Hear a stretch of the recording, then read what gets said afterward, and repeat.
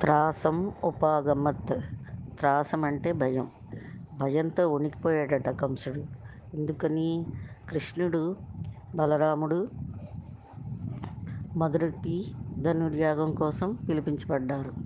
అప్పుడు కృష్ణుడు కంసుడి ఆయుధాగారానికి వెళ్ళాడు. అక్కడ ధనుస్సు ఉంది, కంసధనస్సు. ఆ ధనుస్సునికి విల్లు కట్టాడు, వెంటినారి కట్టాడు. ఆ వెంటినారి కడితే ధనుస్సు వంగిపోయి ఇరిగిపోయింది. అప్పుడు భూమి చాలా భయంకరమైన శబ్దం వచ్చింది. భూమి కదిలిపోయింది.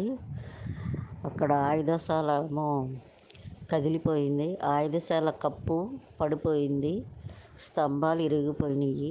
ఎక్కడ ఉన్న కంసుడికి ఈ శబ్దం వినపడి గుండె పట్టుకుని అబ్బా అబ్బా అని భయంతో వణికిపోయాడు. కంసుడు అంతకుముందు పెద్ద పెద్ద యుద్ధాలు చేసిన వాడే, ఏనుగుల్ని మదించిన వాడే. కంసుడి మామగారు అయిన జరాసంధుడితో యుద్ధం చేసిన వాడే.